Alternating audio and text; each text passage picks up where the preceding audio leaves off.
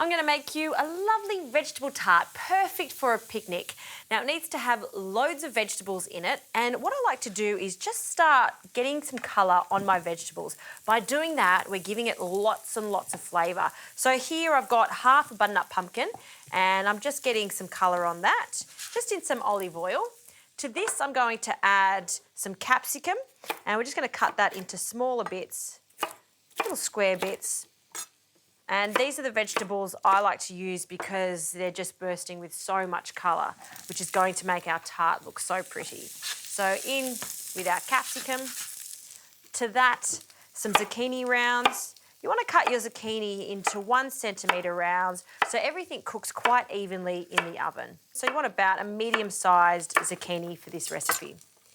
In with our zucchini, and we'll give that a good toss in the oil. Now I'm using quite a large pan here. This is a 28 centimetre pan, and not only goes on the hob, but it also goes into the oven. And once we start to get a little bit of colour on the vegetables, just like that, we'll just flip them over and then it goes into the oven. Now I do need to add a little salt and some pepper. And we're going to cook this for about 20 minutes. Now, just in the last 10 minutes, I'm going to add my tomatoes. So 2 tomatoes that I'll quarter. I don't want to add my tomatoes now because they'll just turn into tomato puree. We do want them to hold their shape. So into the oven. All right, while they're cooking in the oven, let's get on to our savoury custard. So into a jug, I'll crack 3 eggs. And we call it a savoury custard. It's eggs and cream. It just doesn't have the sugar in it. It's a savoury custard because we're adding some salt to it too. And this is going to be the glue that's going to bind everything together before we bake this in the tart shell. So I'll just grab a whisk with some salt. Give that a good whisk. I'm also going to add some dried dill. Now, usually I would use some fresh dill, but sometimes dried dill is a great little alternative. Number one, if you don't have some fresh dill and you still want to make this recipe, it's always great to have on standby. It's also got quite an intense flavour to it, so you only need a small amount to get that really lovely dill flavour. Okay, in with some cream, some thickened cream, and the whole tub, so about 300 mils can go in. And just really give that a good mix so all those eggs are incorporated into the cream. All right, that is done. We can place that to one side. And now we just need to give ourselves a bit of space on this board because we need to roll out some pastry. Now, I've made my own short crust pastry and the recipe is on the everydaygourmet.tv website. But if you want to, you could use some frozen short crust pastry. So I'm just taking it out of this cling film. And I've just taken it out of the fridge for it to loosen up slightly. It's still quite cold, which is what you want for pastry.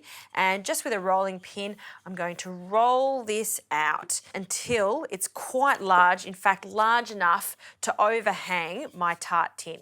Now, I'm not using a classic tart tin for this. I'm going to be using the other pan in the 3-piece set. This is a 24 centimetre pan and it's fantastic for tarts just like this. So I will grease it with a little oil, roll this out, place it into my dish and then pop it in the fridge until my vegetables have cooled down.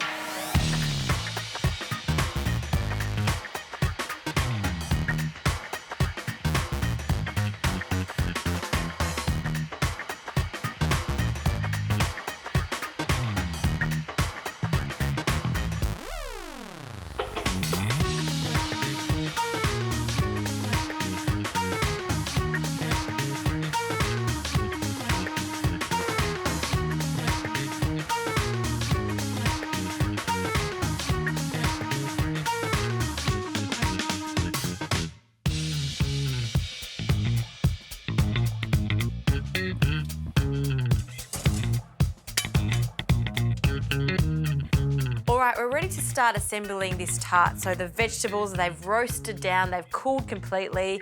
This beautiful pastry, see how it's really shaggy along the sides? That's okay because we're going to fold it in at the end. So after these have cooled down, we can start arranging in the pastry. Now we'll just make it look quite rough and compact. So you can see that this is a smaller tin, which means we're going to get all these vegetables to really be quite snug in this pastry.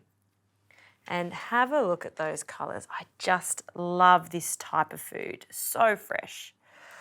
All right, next, for a pop of saltiness, some cheese. Now I'm using some feta, and I don't want to crumble it too much. I just want big blobs of feta once it's cooked. So just into little chunks like this, poking it in and around the veggies, some underneath it for some extra surprises.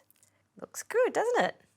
Next, our savoury custard that has that hint of dried dill. We can pour this in, and as I mentioned, it's just the glue, so we don't want to overdo it, just enough to simply stick everything together. And that is the perfect amount.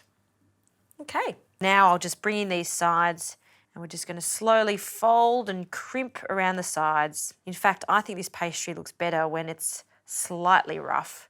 Very home style.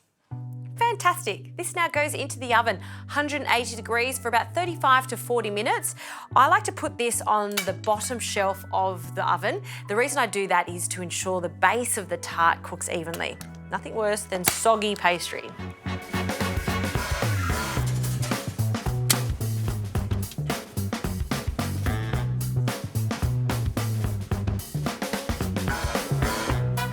Have a look at that vegetable tart. I'm so happy with the way it's turned out. Now this has just come out of the oven, so it is piping hot. So do allow it to cool down for at least 15 to 20 minutes before you demold it. I would serve this very simply with a green salad. Serve it still slightly warm. You can also serve it cold.